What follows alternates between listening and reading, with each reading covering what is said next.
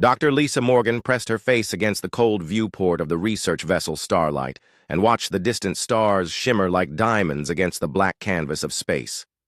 She had been studying mineral samples from the gas giant below for 3 weeks now, and the routine was starting to feel endless. The ship moved slowly around the massive planet, while she and her team collected data about its moons and asteroid fields. The communication system suddenly crackled to life with a sharp beeping sound that made everyone on the bridge look up from their work. Communications Officer Emma Carter adjusted her headset and frowned at the signals coming through her equipment. The beeping continued in an odd pattern that none of them had heard before. "Captain Rodriguez, I'm picking up what sounds like a distress signal," Emma said while typing commands into her console.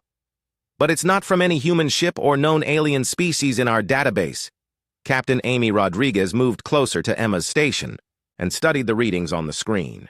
The signal was weak and broken, but it definitely seemed to be calling for help. Amy had been commanding ships for 15 years, and she knew that deep space was full of dangers that could destroy a vessel in minutes. "Where is it coming from?" Amy asked, while looking at the star charts displayed on the main screen. "About 2 hours away at our current speed," Emma replied. "The signal is getting weaker, though. Whatever is sending it might not have much time left." Lisa walked over from her research station where she had been examining rock samples under a microscope. Her brown hair was tied back in a simple ponytail, and she wore the standard blue uniform of the Earth Science Division. She had always been curious about new discoveries, and the idea of finding an unknown ship made her heart beat faster. "Captain, we should investigate," Lisa said. "If there are survivors on that ship, they need our help. And if it's a species we've never encountered before, this could be the most important discovery in human history." Amy shook her head and pointed to the navigation charts.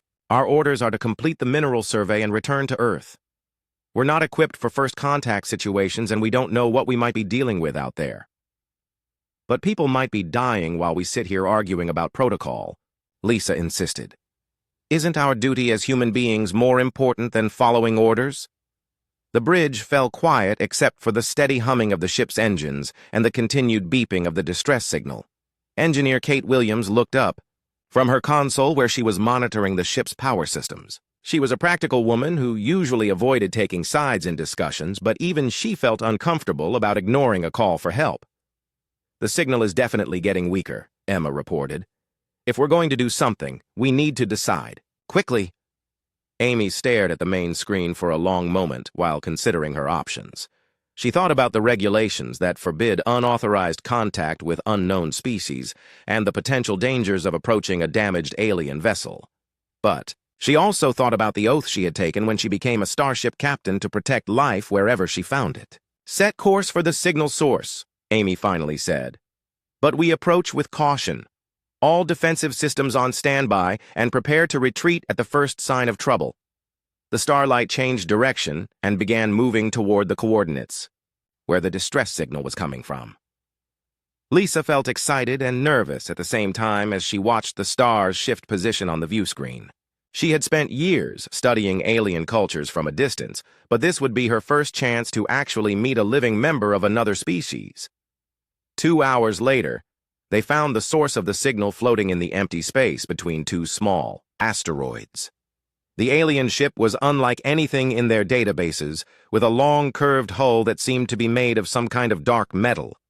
Strange crystalline growths covered parts of the vessel, and it was clear that the ship had been badly damaged in some kind of accident or attack. "I'm not detecting any weapons," Kate reported from her engineering station, "but I'm also not detecting any life support systems that I can recognize." "There's definitely someone alive over there," Emma said while adjusting her communication equipment. "The distress signal is still transmitting from inside the ship." Amy studied the alien vessel carefully and tried to decide what to do next. The ship was small enough that it probably only had a few crew members, but there was no way to know if they were friendly or hostile. She had heard stories about first contact situations that had gone terribly wrong when humans made the wrong assumptions about alien intentions. "Lisa, you're our xenobiology expert," Amy said. "What do you think we should do?"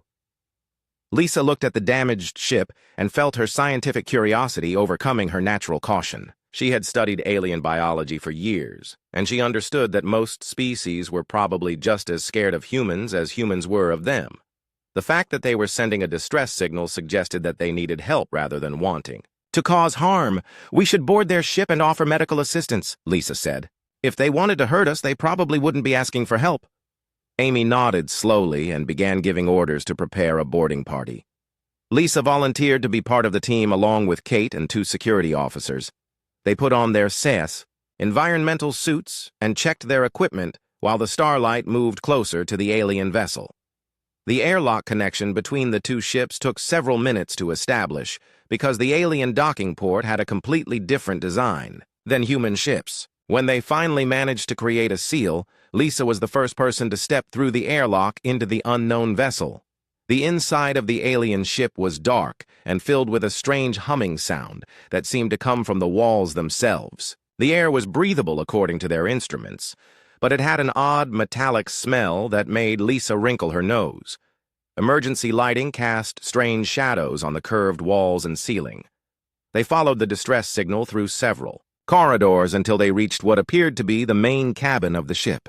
Lisa pushed open a door and stepped inside to find the most terrifying creature she had ever seen lying on the floor in a pool of green liquid that was probably blood. The alien was nearly 7 feet tall with 4 arms and legs that bent in directions that seemed impossible for any normal creature. Her skin was covered in iridescent scales that changed color in the dim light, and her face had features that looked like a combination of reptile and insect. 2 large yellow eyes stared at Lisa with an intelligence that was both alien and unmistakably aware. "Why aren't you afraid, human?" the creature asked in perfect English, her voice like the sound of metal scraping against stone. Lisa stared at the injured alien for a moment, and then knelt down beside her without hesitation. The creature's yellow eyes followed every movement, but Lisa felt no fear at all. She had spent years studying alien biology, and she could see that this being was badly hurt and needed immediate medical attention. "I'm not afraid because you need help," Lisa said while pulling medical supplies from her kit, "and because fear doesn't solve problems." The alien tried to sit up, but winced in pain and fell back down. Green blood was flowing from several wounds on her arms and torso. Lisa could see that some of the injuries were deep and would require surgery if the creature was going to survive. "You should be afraid," the alien said in a weak voice. "All creatures fear the Kethvar. It is how we have conquered dozens of worlds across 3 sectors of this galaxy." Lisa continued working on the alien's wounds while Kate and the security officers stood near the door looking nervous. She cleaned the cuts and applied pressure bandages to stop the bleeding. The alien's blood had a strange consistency, but it responded to human medical techniques well enough. "What's your name?" Lisa asked, while checking the alien's vital signs with her scanner. "I am called Zephyra," the creature replied. "I am a warrior of the Kethvar Empire, and I should be dead by now according to the laws of my people." "Well, you're not dead yet, and I intend to keep it that way," Lisa said. "Can you move if we help you? We need to get you to our medical bay where I can treat your injuries properly." Zephyra looked at Lisa with an expression that seemed to mix confusion with curiosity. She had never met a creature that didn't immediately run away or attack when faced with a member of her species. Humans were clearly different from any other race she had encountered in her long career as a warrior. It took all 4 humans working together to help Zephyra stand up and walk back to the Starlight.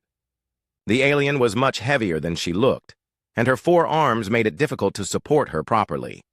They had to stop several times to let her rest because she was losing a lot of blood. Once they reached the medical bay, Lisa began the process of treating Zephyra's injuries more thoroughly. She used the ship's advanced surgical equipment to close the deepest wounds and gave the alien medications to fight infection and manage pain. Zephyra watched everything with intense interest, but never complained about the procedures. "Your species has impressive medical technology," Zephyra observed while Lisa finished bandaging her arms. "Most races we encounter are far more primitive." "We've learned a lot from studying other alien cultures," Lisa explained. "Cooperation and sharing knowledge makes everyone stronger." Captain Rodriguez came into the medical bay a few hours later to check on their unexpected guest. She looked nervous as she approached Zephyra's bed, but tried to maintain a professional demeanor. The alien was now sitting up and looking much better after receiving treatment. I need to know who you are, and what happened to your ship, Amy said. If there are other vessels looking for you, my crew needs to be prepared. Zephyra was quiet for a long moment before answering. She seemed to be considering how much information she should reveal to these strange humans who had saved her life. Finally, she began to speak in a voice that was both proud and sad. I am Zephyra of the Kethvar warrior caste. My people call us Soul Reapers because we can project fear directly into the minds of our enemies. For 3,000 years, we have used this ability to conquer and control other species across the galaxy. Kate and the security officers immediately stepped backward when they heard this, but Lisa remained calm. She had read about species that used psychological warfare, but she had never encountered one in person. The fact that she felt no fear around Zephyra was apparently very unusual. Your ship was damaged in some kind of attack, Amy said. Were you fighting another Kethvar vessel? I was fleeing from my own people, Zephyra admitted. 3 days ago, my battle group received orders to destroy a peaceful colony world called Haven Prime. The inhabitants were farmers and artists who had never harmed anyone. When I refused to participate in the attack, I was declared a traitor. Lisa felt a wave of respect for the alien warrior who had chosen to disobey orders rather than kill innocent people. She began to understand that Zephyra was not the monster, that her appearance suggested but rather a being with a strong moral code. The other Kethvar ships attacked mine when I tried to leave, Zephyra continued. I managed to escape, but my vessel was badly damaged.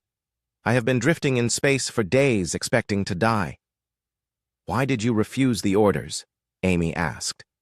If your people are warriors, isn't conquest what you're supposed to do? Zephyra looked out the viewport at the stars beyond, and her expression became thoughtful. She seemed to be struggling with ideas that were difficult for her to put into words. I have seen too much death and destruction in my lifetime, she said finally. The Kethvar believe that causing fear makes us strong, but I have begun to wonder if it only makes us empty. When I looked at the peaceful world we were ordered to destroy, I could not understand what strength there would be in killing creatures who had done nothing wrong. Communications Officer Emma Carter entered the medical bay with a worried expression on her face. She whispered something to Captain Rodriguez that made Amy's face turn pale. Lisa could tell that something important was happening. What's wrong? Lisa asked. We're detecting several large ships moving in this direction, Amy said. Based on their energy signatures, they appear to be Kethvar vessels.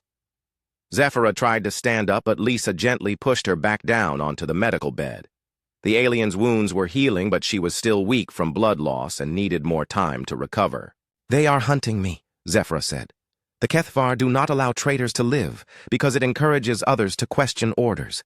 If they find me here, they will destroy your ship and everyone on it. Lisa looked at Captain Rodriguez and could see that Amy was trying to decide whether to protect Zephyra or abandon her to save the crew. It was an impossible choice that would define what kind of people they really were. How long before they arrive? Lisa asked. Maybe 6 hours at their current speed, Emma replied. Lisa turned to Zephyra and studied the alien's face carefully. She could see intelligence and regret in those strange yellow eyes, along with something that looked like hope. Tell me about your people, Lisa said.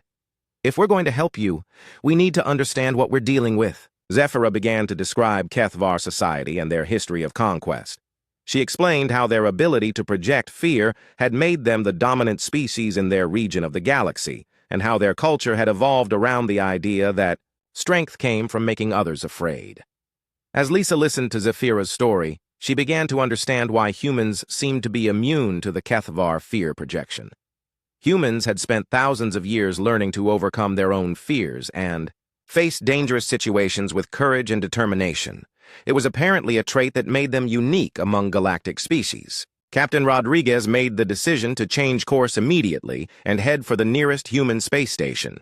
Harmony Point was a neutral trading post where many different alien species came to do business and exchange information. If they were going to have any chance of avoiding the Kethvar hunting party, they needed to reach friendly territory as quickly as possible. The Starlight pushed its engines to maximum speed while Lisa continued caring for Zephyra in the medical bay. The alien warrior was recovering well from her injuries, but she seemed troubled by something deeper than physical pain. She spent hours staring out the viewport at the passing stars with an expression that Lisa had never seen before. "What are you thinking about?" Lisa asked while checking Zephyra's bandages. "I'm trying to understand how your species became so different from mine," Zephyra replied. "The Kethvar have always believed that fear is the most powerful force in the universe. But you humans seem to draw strength from something else entirely." Lisa sat down in the chair beside Zephyra's bed and considered how to explain human nature to someone who had grown up in such a different culture. She thought about the history lessons she had learned in school and the stories her grandmother had told her about the early days of human space exploration. "We used to be a lot like your people," Lisa said. "For thousands of years, humans fought wars against each other and tried to conquer weaker nations. We thought that making others afraid of us would keep us safe." "What changed?" Zephyra asked with genuine curiosity. "We almost destroyed ourselves," Lisa explained. "About 300 years ago, we came very close to wiping out our entire species, with nuclear weapons and environmental damage.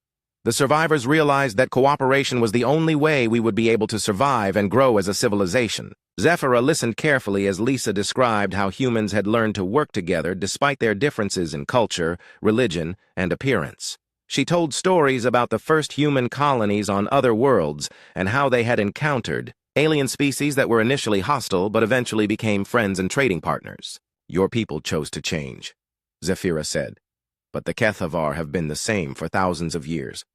I do not know if we are capable of becoming different." "Everyone is capable of change," Lisa said firmly. "The fact that you refuse to attack that peaceful colony proves that you can choose to be better than what your culture expects." 3 days later, the Starlight arrived at Harmony Point and requested permission to dock. The space station was a massive structure built from interconnected modules that had been added over many years. Ships from dozens of different species were docked at various ports around the station's outer ring. Lisa helped Zephyra put on a hooded cloak that would hide her distinctive appearance from the other beings on the station. The alien warrior was nervous about being around so many different species, but Lisa assured her that Harmony Point was a safe place where violence was strictly forbidden. Security Chief Victoria Hayes met them at the airlock when they arrived, on the station. She was a stern woman with gray hair who had been working in security for over 20 years. Her job was to keep the peace between all the different species that visited Harmony Point. "Dr. Morgan, Captain Rodriguez tells me you've brought an unusual guest," Victoria said while looking at the cloaked figure beside Lisa. "This is Zephyra," Lisa replied. "She's a refugee who needs our protection." Victoria studied Zephyra carefully, and Lisa could tell that the security chief was trying to determine what species was hiding under the cloak. Most experienced security officers could identify different alien races by their size, shape, and movement patterns. "I'll need to see some identification and medical clearance before I can allow her into the general population areas," Victoria said. Lisa showed Victoria the medical scan results that proved Zephyra was not carrying any dangerous diseases or parasites. She also explained that Zephyra was seeking asylum from her own people and needed protection under the station's neutrality agreements. "What species is she?" Victoria asked bluntly. Lisa hesitated because she knew that revealing Zephyra's identity would probably cause panic among the station's inhabitants. The Kethvar reputation for violence and conquest was well known throughout this part of the galaxy. "She's Kethvar," Lisa said quietly. Victoria's hand immediately moved to the weapon on her belt, and she took a step backward. Her face went pale as she stared at the cloaked figure with new understanding of the potential danger. "Are you insane?" Victoria whispered. "Do you have any idea what you've brought onto my station? The Kethvar are killers who show no mercy to any species they encounter." "She's different," Lisa insisted. "Zephyra saved an entire world by refusing to follow orders. She's not the monster that the stories make her people out to be." Zephyra slowly pulled back her hood and revealed her scaled face to Victoria. The security chief immediately reached for her communicator to call for backup, but Lisa grabbed her arm to stop her. "Please listen to me," Lisa said urgently. "If you treat her like a criminal, you'll be proving that the Kethvar are right about other species being weak and fearful. But if you treat her with respect, you might help change the course of galactic history." Victoria stared at Zephyra for a long moment while trying to overcome her natural fear of the legendary Soul Reapers. She had heard stories about entire fleets surrendering without a fight when faced with HFY warriors. "Why aren't you afraid of her?" Victoria asked Lisa. "Because fear doesn't help anyone," Lisa replied. "Zephyra needs our help, and we have the power to either save her or destroy her. Which choice makes us better people?" After much discussion, Victoria agreed to allow Zephyra to stay on the station under close supervision. They assigned her quarters in a secure section and provided her with civilian clothing that would help her blend in with other visitors. Over the next few days, Lisa took Zephyra on tours of different parts of Harmony Point. The alien warrior watched in amazement as humans worked peacefully alongside creatures from dozens of different worlds. She saw Centaurian traders negotiating with Andromedan merchants and Rigelian engineers working with human technicians to repair damaged ships. "How do you prevent conflicts between so many different species?" Zephyra asked, while they sat in an observation lounge watching ships arrive and depart. "We focus on what we have in common instead of what makes us different," Lisa explained. "Everyone here wants the same basic things like safety, prosperity, and happiness for their families." Zephyra watched a group of young beings from various species playing together in a recreation area. Their parents sat nearby talking and laughing, despite having completely different physical appearances and cultural backgrounds. "The HFY teach that other species are either enemies to be conquered or tools to be used," Zephyra said. "But these people seem to genuinely care about each other." "That's because they've learned that cooperation makes everyone stronger," Lisa said. "When people work together, they can accomplish things that would be impossible alone." That evening, they were eating dinner in one of the station's restaurants when the emergency alarm began sounding throughout Harmony Point. Red lights flashed in the corridors, and an automated voice announced that all ships should prepare for immediate departure. Security Chief Hayes appeared at their table with a grim expression on her face. She leaned down and spoke quietly so that other diners would not overhear her words. "We've detected a HFY battle fleet approaching the station," Victoria said. "They're demanding that we surrender Zephyra, or they'll destroy Harmony Point and everyone on it." Zephyra stood up immediately and pulled her hood back over her head. She looked at Lisa with an expression that mixed determination with sadness. "I must go to them," Zephyra said. "I will not allow innocent people to die because of me." "No," Lisa said firmly. "There has to be another way. We didn't come this far just to give up now." But as they looked out the viewport at the approaching HFY ships, Lisa realized that they were facing an enemy that had never been defeated in open combat and had no experience with mercy or negotiation. The HFY battle fleet consisted of 5 massive warships that looked like dark metal daggers cutting through space. Each vessel was over a mile long and bristled with weapons that could destroy entire cities. The lead ship transmitted a message to Harmony Point demanding that all humans surrender the traitor Zephyra within 1 hour or face complete annihilation. Station Commander Isabella Cruz ordered an immediate evacuation of all civilian vessels, while her security teams prepared defensive positions throughout Harmony Point. She had served in the military for 30 years, but she had never faced an enemy as dangerous as the HFY. "We have maybe 300 ships docked here, and most of them are unarmed cargo vessels," Isabella told her staff during an emergency meeting. "If we try to fight, we'll be massacred." Lisa sat in the meeting room listening to the various options being discussed by the senior staff. Most of them involved either surrendering Zephyra or abandoning the station entirely. None of the proposed solutions would save both the station and their HFY guest. "There's another option," Lisa said, when the commander asked for her opinion. "We could try to escape with Zephyra and lead the HFY fleet away from the station." "That's suicide," Security Chief Hayes replied. "Those warships are faster and more heavily armed than anything we have. You'd be captured or destroyed within hours." "Maybe," Lisa admitted. "But at least the people on this station would be safe. And there's always a chance we might find some way to reach HFY space and convince their leaders to listen to reason." Zephyra spoke up from her position near the back of the room where she had been listening quietly to the discussion. Her yellow eyes reflected the emergency lighting as she looked at each person in turn. "Dr. Morgan's plan will not work," Zephyra said. "The HFY do not listen to reason from other species. They only understand strength and fear. If you take Me back to my homeworld, you will be executed as enemies of the Empire. Then what do you suggest? Lisa asked. Allow me to return to the fleet, Zephyra said. I will tell them that I overpowered your security forces and stole a ship to escape. They will punish me according to their laws, but they will leave your people alone. Lisa shook her head firmly and stood up from her chair. She had grown to respect and care about Zephyra over the past few days, and she could not accept the idea of abandoning her friend to certain death. We're not giving up on you, Lisa said. There has to be another way to solve this problem. Pilot Megan Foster raised her hand from where she was sitting near the door. She was a young woman with short red hair who had been flying small ships around the outer colonies for several years. Her vessel was fast and maneuverable enough to outrun most military patrols. I know these asteroid fields better than anyone, Megan said. If we can get to my ship, I might be able to hide us long enough to figure out our next move. Commander, Cruz looked at the tactical display showing the positions of the Kethvar fleet and the various escape routes available from the station. Most of the civilian ships were already departing through the main shipping lanes, but those routes would be easily tracked by enemy sensors. The Kethvar commander is War Matron Veltara, Zephyra said. She trained me when I was young and she knows how I think. If we try to hide, she will find us eventually. Then we don't hide, Lisa said.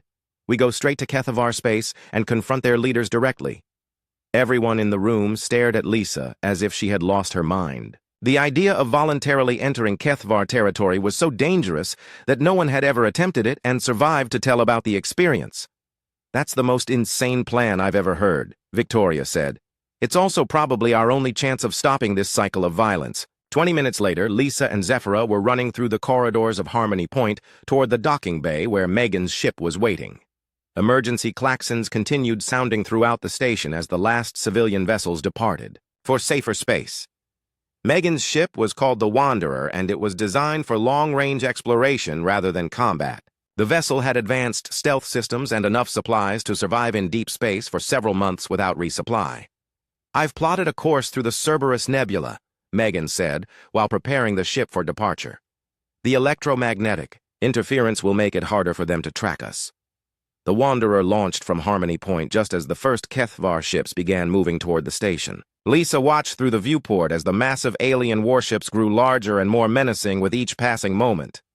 They're scanning all departing vessels, Megan reported from the pilot's seat. It won't take them long to figure out which ship we're on. Sure enough, 3 of the Kethvar warships broke formation and began pursuing the Wanderer as it headed toward the nebula. The alien vessels were much larger than Megan's ship, but they were also faster, and their weapons had much longer range. Incoming. Transmission from the lead pursuit ship, Lisa said while monitoring the communication system. The main screen flickered to life, showing the interior of a Kethvar command bridge. The alien speaking was even more imposing than Zephyra, with battle scars covering her scaled face and arms. Her yellow eyes burned with anger as she stared at the camera. I am War Matron Veltara of the Kethvar Empire, the alien commander said. You are harboring a traitor to our people. Surrender Zephyra immediately, and your deaths will be quick. Zephyra moved to stand in front of the camera where Veltara could see her clearly. The 2 Kethvar warriors stared at each other for a long moment before Zephyra began to speak. Teacher, I have learned things about the galaxy that our people do not understand, Zephyra said. These humans have shown me that there is strength in protecting others rather than destroying them. You have been corrupted by contact with inferior species, Veltara replied coldly. You will return to face judgment, or I will destroy every human settlement in this sector to flush you out. Then you'll have to catch us first, Lisa said, stepping into view of the camera. Veltara's eyes widened slightly when she saw Lisa standing calmly beside Zephyra without any sign of fear. She had never encountered a human before, and Lisa's complete lack of terror was clearly disturbing to the Kethvar commander. Why aren't you afraid, human? Veltara demanded. Because fear won't solve our problems, Lisa replied, but maybe understanding will. The transmission cut off and the pursuit ships increased their speed while charging their weapons systems. Megan pushed the Wanderer's engines to maximum power as they entered the swirling clouds of the Cerberus Nebula. For the next 6 hours, they played a deadly game of cat and mouse among the asteroid fields and gas clouds. Megan used every trick she knew to stay ahead of their pursuers, but the Kethvar ships were slowly gaining ground. "We're not going to outrun them much longer," Megan said while checking their fuel reserves. "And even if we reach Kethvar space, what exactly are we planning to do there?" Lisa looked at Zephyra and saw determination in the alien warrior's eyes that gave her hope. They had come too far to give up now, and somewhere in Kethvar territory there might be others like Zephyra who were ready to choose a different path. "We're going to prove that change is possible," Lisa said, "even for the galaxy's most feared species." The Wanderer's engines finally gave out 3 days later while they were still being pursued through the outer regions of Kethvar space. Megan had pushed the small ship beyond its limits, trying to stay ahead of War Matron Veltara's fleet, but the constant running had damaged too many critical systems. "We're dead in space," Megan announced while checking the engineering reports. "Main engines are offline, and life support is failing. We have maybe 6 hours of air left." Lisa looked out the viewport at the dark planet looming ahead of them. Nexus Prime was the Kethvar homeworld and the center of their massive empire. The planet's surface was covered with obsidian cities that reflected no light and orbital defense platforms that could destroy entire fleets. "They're not firing at us," Zephyra observed while watching the pursuing ships on the sensor display. "Veltara wants to take us alive so that my execution can be witnessed by the High Council." The Kethvar warships surrounded the disabled Wanderer and used tractor beams to pull the small vessel toward one of their docking bays. Lisa felt strangely calm as she watched the alien warriors preparing to board their ship. She had made her choice days ago, and she was ready to face whatever consequences awaited them.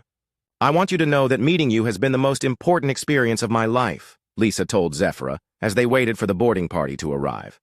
"You've shown me that even the most feared creatures in the galaxy can choose to be better than what others expect. And you have shown me that courage is not about making others afraid," Zephyra replied.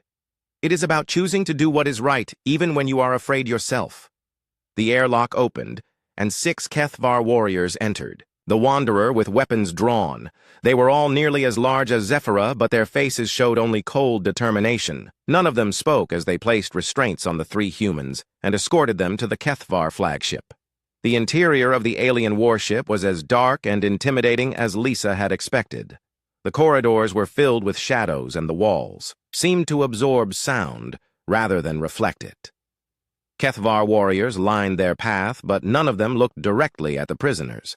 They were brought to a massive chamber at the center of the ship, where the Kethvar High Council was waiting for them. 12 of the most powerful warriors in the Empire sat on elevated platforms around the room, while hundreds of other Kethvar filled the galleries above. Supreme War Matron Thera occupied the highest platform, and her presence seemed to fill the entire chamber with menace. She was ancient even by Kethvar standards, and her scaled skin was marked with ritual scars that told the story of countless victories. When she spoke, her voice echoed through the room like thunder. "Zephyra of the warrior caste, you stand accused of treason against the Empire and corruption by inferior species," Thera announced. "How do you answer these charges?" Zephyra stood as straight as her restraints would allow and looked directly at the Supreme War Matron without flinching. She had grown up hearing stories about Thera's legendary battles, and she knew that showing any sign of weakness would mean immediate death. "I answer that I chose to protect innocent life rather than destroy it," Zephyra said clearly. "If that is treason, then I am guilty as charged." A murmur of shock went through the assembled Kethvar warriors. None of them had ever heard anyone speak so boldly to the High Council. Several of the younger warriors in the galleries leaned forward to get a better look at the defiant prisoner.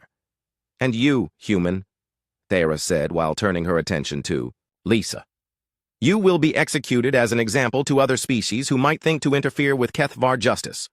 Lisa stepped forward and looked up at the Supreme War Matron without any sign of fear.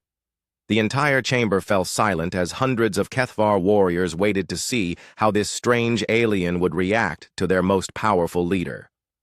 "Why aren't you afraid?" Thera demanded when Lisa remained calm. "Because killing me won't solve your problems," Lisa replied.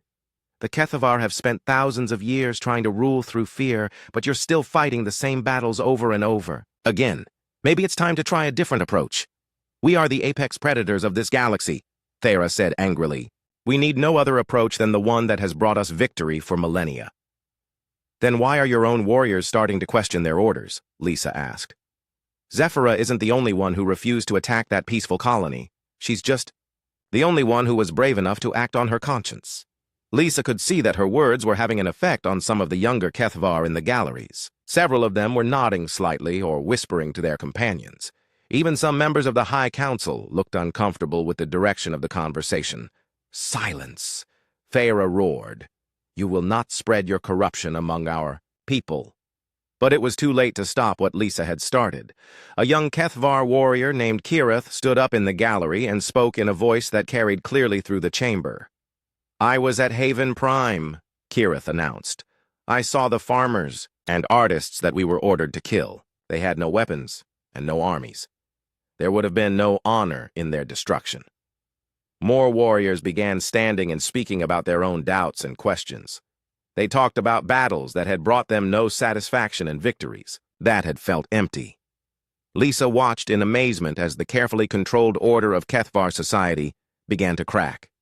This ends now, War Matron Veltara said while drawing her weapon and pointing it at Lisa. The human dies, and this rebellion dies with her. But before Veltara could fire, Zephyra broke free of her restraints with a sudden burst of strength. She threw herself between Lisa and the weapon, while several other young warriors jumped down from the galleries to defend the prisoners. The chamber erupted into chaos as Kethvar fought against Kethvar for the first time in their recorded history. Some warriors supported the old ways, while others chose to protect Lisa and Zephyra. The sound of battle filled the air as an entire civilization struggled with the question of what it meant to be strong. Stop this madness, Supreme War Matron Thera commanded, but her voice was lost in the noise of combat. The fighting continued for several minutes until both sides realized that they were evenly matched. Young warriors who had been questioning their orders faced older veterans who had never known any way of life except conquest and domination. Look at yourselves, Lisa said, when there was a brief pause in the battle. You're fighting each other instead of working together to build something better. Is this really the strength that you're so proud of? Slowly, weapons were lowered, as warriors on both sides considered her words. They looked around the chamber at their injured comrades and began to understand that their greatest enemy might not be other species but their own rigid traditions. Kirith helped Zephyra to her feet, and then turned to address the High Council. She was young and inexperienced, but her voice carried the conviction of someone who had seen too much unnecessary death. Perhaps it is time for the Kethvar to evolve, Kirith said. Perhaps true strength lies not in making others fear us, but in protecting those who cannot protect themselves. The debate that followed lasted for hours as the Kethvar society wrestled with ideas that challenged everything they had believed for thousands of years. Some warriors chose to leave with Zephyra and Lisa to explore new ways of living, while others remained committed to the old traditions. In the end, the Kethvar Empire did not change overnight, but the seeds of transformation had been planted. A new generation of warriors began to question whether conquest was really the path to greatness, or simply a trap that kept them from growing as a people. Lisa returned to human space as an ambassador with Zephyra as her counterpart. Together, they established a joint research station where humans and reformed Kethvar worked side by side to solve problems and explore the galaxy peacefully. The station became a symbol of hope for other species who had suffered under Kethvar rule. It proved that even the galaxy's most feared predators could choose a different path when shown that fear didn't have to define strength. Years later, when other species asked Lisa why she had never been afraid of the Kethvar, she would always give the same answer. Fear was just another challenge to overcome, and the best way to defeat an enemy was to help them become a friend.